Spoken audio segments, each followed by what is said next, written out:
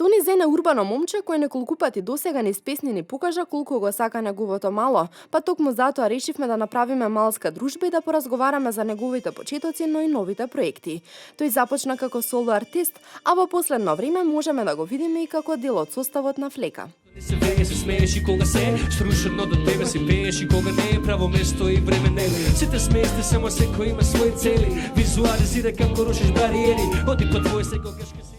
Подобро кога си со некој друг, поготово со бенд, кога се повеќе луѓе, како на пример со бендот Флека, каде што има повеќе глави, повеќе мислења, професионалци се сите и така е поинтересно, позанимливо во секој случај.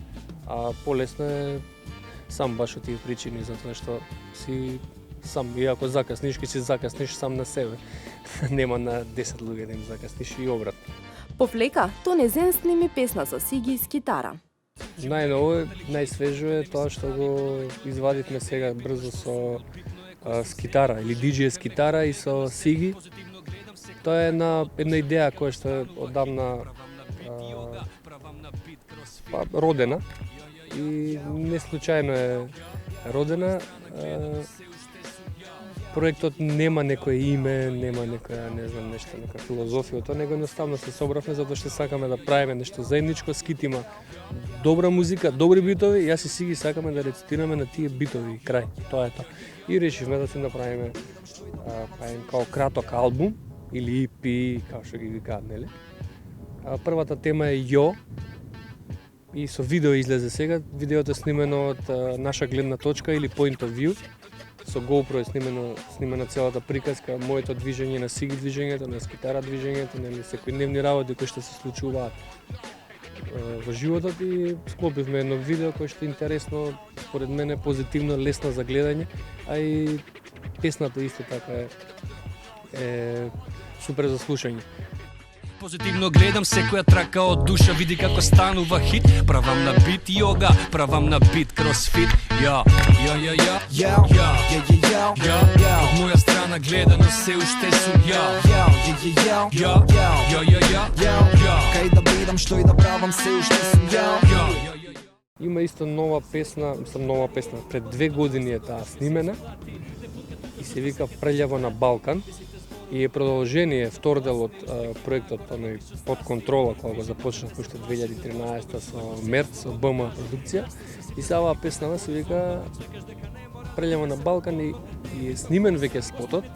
Уште една сцена треба да се доснима и најверојатно ќе излезе крајот на месец мај. Темата ја објаснува ситуацијата моментално. Усвари, оваа ситуација моментална од секогаш постои, значи не е сега моментална, актуелна, значи од секогаш постои таа ситуација. Една страна која што ја брани оваа страна, друга страна која што напаѓа таа страница, време тие две страни водат битка за кој да биде на власт, да речеме. А како и се во светот и во музиката има поделба, според Тони најмногу во рап музиката. Мислам дека има и поделба и ривалство во све, поготово во хип-хопот, нели таа е кажано, тоа се вика биф, има и термин, да знаете. Значи има и документарни филмови биф, каде што артистите, види, тоа е идентитет, форма, содржина од страна земена, затоа што и хип-хопот е од страна доен тука, како нели увезен на рова и бифот исто е доен тука. Па се имаш East Coast, West Coast, имаш Dirty South, North, све има. И едноставно артистите си се наоѓаат се поистоветуваат со страната, дали е источна, западна или артистот и така натака, и како се раѓа таму идејата, се пренесува тука и ние ја превзимаме. Јас ќе ја превземам, не знам, од Тупак, тој ќе ја превземе од Биги и автоматски ние сме тука ривали, се соочуваме еден со друг, јас ќе напишам тема за ова, он ќе напише за тоа.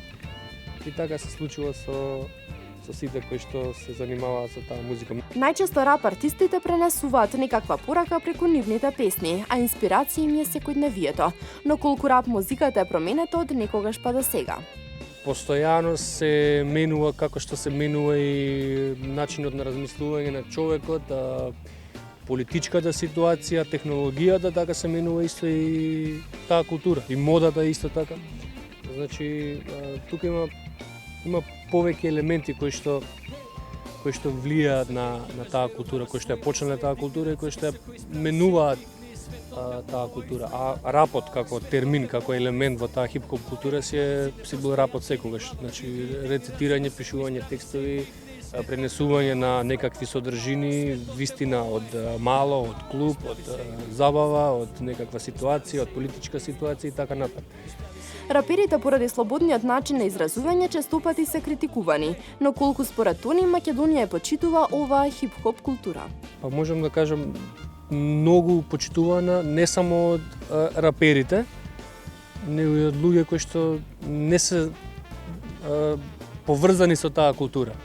Че тоа може да биде некој што слуша некоја друга музика да ја почитува културата, затоа што има такви елементи, носи такви пораки, такви луѓе ја пренесуваат. И кој е заклучокот на Тони?